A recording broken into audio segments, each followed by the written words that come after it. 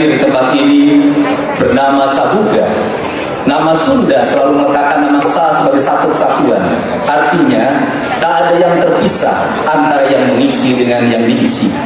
Tak ada yang terpisah antara yang menciptakan dengan yang menciptakan. Tak ada yang terpisah antara pemimpin dengan rakyatnya.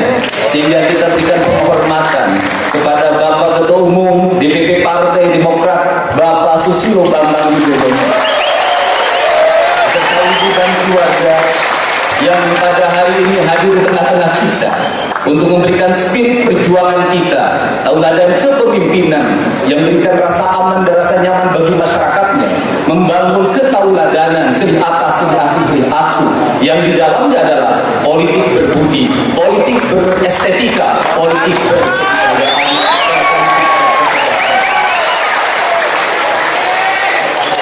Yang saya hormati pimpinan Partai Demokrat dan keluarga besar Partai Golkar Provinsi Jawa Barat, para anggota DPR RI, fraksi Partai Demokrat, fraksi Partai Golongan Karya yang hadir.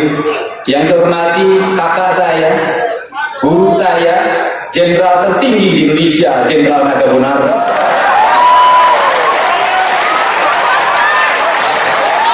Yang bisa ngatur pangkat orang dalam setiap saat. Hari ini juga kita punya jenderal yang pangkatnya tidak pernah diturunkan. Di sini juga sahabat kita yang bernama D. Ada Deddy Mizwar, ada Deddy Mulyadi, ada Deddy Yusuf, dan insya Allah Desi Ratnasari beserta Partai Amanah Nasional juga akan bersama. Para bupati dan wali kota yang hadir pada kesempatan pagi hari ini.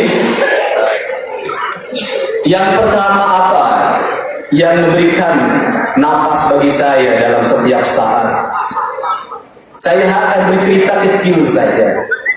Pada saat makan pagi, saya punya kebiasaan untuk melihat apa yang terjadi di sekitar saya. Kemudian saya berjalan ke depan hotel. Kudapati seorang tua mendorong gerobak yang berisi rongsokan. Saya menghampirinya dan bernama Jajan. Dia menggunakan kaos kuning panjang yang sudah lusuh. Kemudian saya bertanya, dari mana dapat kaos itu? Dari Pak Ion. Artinya dia orang kasar. Untuk itu pesan apa yang saya berikan pada seluruh keluarga besar partai politik? Ternyata yang paling mencintai kaos itu yang sudah lusuh adalah rakyat kecil yang sering dipandang. Para politisi besar sering berganti-ganti kaos dan berganti-ganti jaket.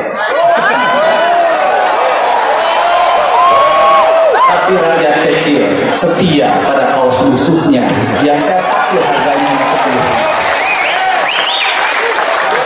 Untuk itu, sebagai spirit perjuangan kita ketika pemilu apapun judulnya, saya selalu meminta jangan kau buatkan kaos tipis yang harganya 5.000 untuk rakyat,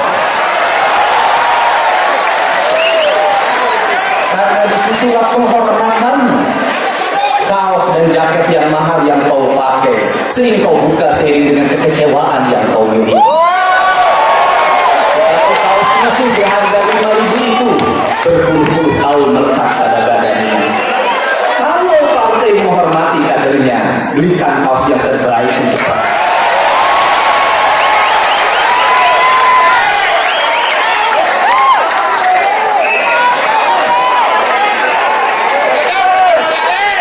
Tak ada kita yang berdiri di sini tanpa pilihan yang milik suara rakyat kecil yang sering kita lupa. Kemudian saya bertanya lagi, kenapa Bapak kelihatan sedih sekali? Dia bercerita tidak bisa pulang ke Tasik selama 2 bulan ini. Kenapa? Karena penghasilan dia per hari hanya rata-rata 20 sampai 30 ribu dan dia tidur di gudang yang pemiliknya adalah bandar dari Panjang. Yang 30 ribu itu dia sisakan untuk makan untuk setiap hari, dan dia sebulan kadang 150 ribu, kadang 200 ribu. Dia punya anak 4, yang satu di pesantren, yang satu di SMP, yang satu masih di SD, yang satu belum sekolah. Purain dia, gua ajak makan pagi bersama. Kemudian dia bercerita tentang harapannya. Harapannya tidak tinggi, ingin tambah modal untuk membeli rongsokan sendiri, bukan memungut di rumah tetangga.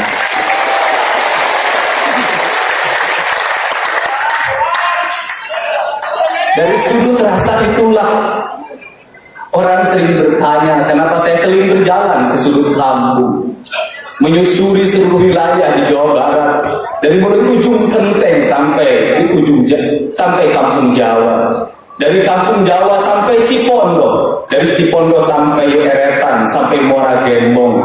Kudapati rakyat yang dikatakan wajib belajar 12 tahun, tapi antar SD dan SMP kelasnya berbeda, jumlah SD lebih besar daripada SMP. Negara mewajibkan rakyatnya untuk bersekolah, tapi negara tidak menyiapkan ruang kelas.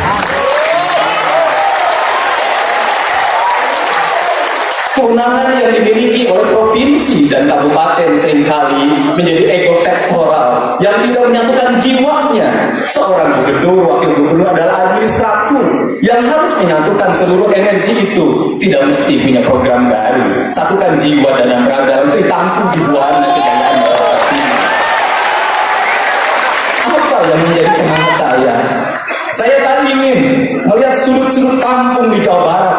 Anak-anak pergi ke sekolah berjalan terlalu jauh sehingga menghabiskan biaya tinggi. Sekolah itu yang mahal ongkosnya, bukan biaya sekolahnya. Saya ingin SD dan SMP, sedang SMA satu kesatuan yang utuh ada di setiap desa. Kalau desa itu ada 2 SD, maka ada 2 SMP dan 2 SMA. Disitulah keadilan akan tercipta.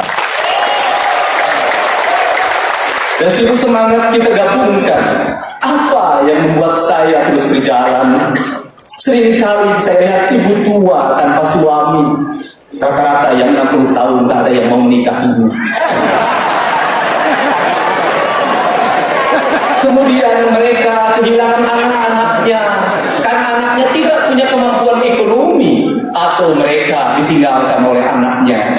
Akhirnya seorang wanita renta di usia 65 sampai 70, dia harus mengais rezekinya sendiri, mencari berasnya sendiri, mencari panganannya sendiri, tinggal di gubuk-gubuk kecil tanpa listrik. Disitulah kami ingin hadir mengobati luka mereka. Kami ingin menjadi suami mereka. Kami ingin menjadi anak mereka. Pemimpin bukan untuk menggerakkan, tapi memimpin hadir di relung hati yang paling dalam setiap kesulitan warganya. Sehingga kami ingin dapati seluruh pejabat daerah membuka pengaduan layanan publiknya. Tak boleh HP dimatikan, jangan sulit dihubungi. Janganlah kebutuhan kita ketika pilkada menyapa mereka, setelah jadi kita melupakan mereka. Kami ingin sekali melihat banyak RT yang gajinya 50.000 per bulan diberikan sekolah. Banyak kepala desa tanpa biaya operasional. Kami tak ingin lagi melihat antrian orang dioperasi di Hasan Sadikin selama panjangnya 6 bulan. Seluruh itulah yang membuat saya menjadi berenergi. Ketika berenergi, orang berkata harus dengan apa? Cara untuk merubah itu hanya kekuasaan. Kekuasaan yang mana? Kekuasaan yang berikan manfaat. Bukan jabatan gubernur dan wakil gubernur yang saya butuhkan, tapi ruang kerja untuk melakukan pengabdian, untuk menjahit anak-anak miskin, untuk mengangkat anak-anak bersekolah, untuk mensejahterakan masyarakat pedesaan, untuk menjelaskan masyarakat petani yang tanpa asuransi, untuk mendorong para nelayan, untuk mereka para buruh bantu yang hari ini penghasilannya hanya 200.000 per bulan. Untuk semua, saya meyakini di bawah kepemimpinan Pak Deddy Mizwar dengan 5 huruf dan saya 4 huruf menjadi 9. Ruang matanya, ruang hidungnya, ruang telinganya, ruang lidahnya, seluruh energi jiwanya akan dibukakan bagi saya untuk terus memberikan yang terbaik bagi masyarakat. Mengayomi Saya katakan sekali lagi, jabatan itu tidak penting, tapi manfaat dari sebuah jabatan itu jauh lebih penting. Ketinggian jabatan bukanlah ukuran, tapi pengabdian dari sebuah jabatan itu jauh lebih tinggi daripada ketinggian. Dalam diri saya, jangankan menjadi seorang wakil gubernur, seorang ketua RT pun saya mau, kalau itu bermanfaat bagi kepentingan. Untuk itulah, pada forum yang berbahagia ini, mari kita bersama-sama menyatukan langkah, 9 langkah pertama di bulan Januari.